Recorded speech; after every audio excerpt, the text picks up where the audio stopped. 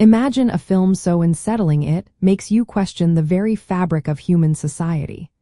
What if a story could tap into our deepest, most primal fears, not just of monsters, but of what humanity itself is capable of? The 1974 classic, The Texas Chain Saw Massacre, powerfully explores and shatters several profound cultural taboos.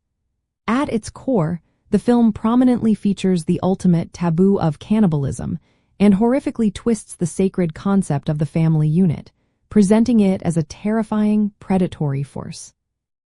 These elements are not just shocking, they are fundamental violations of universal human norms. Cannibalism is perhaps the most absolute of all human taboos, deeply rooted in our survival instincts and the inherent sacredness we attribute to the human body. It represents the ultimate transgression against self-preservation and the natural order.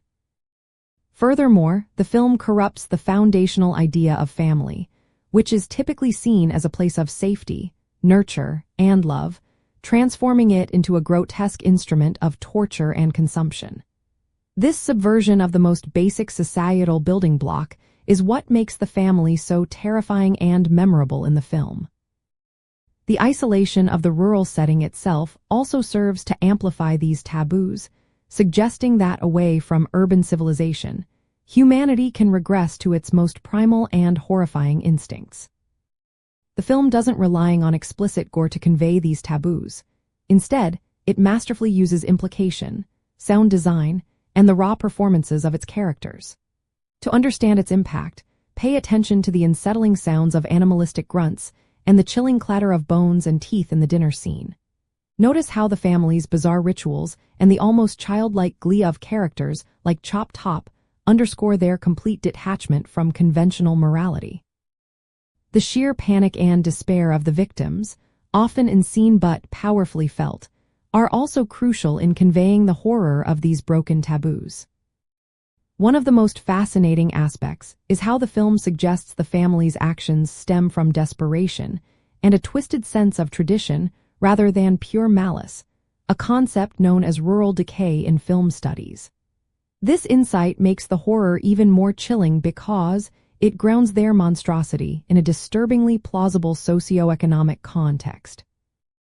The film also cleverly uses the isolated Texas landscape to symbolize a moral frontier where social rules have completely dissolved, turning the perceived innocence of the countryside into a chilling trap.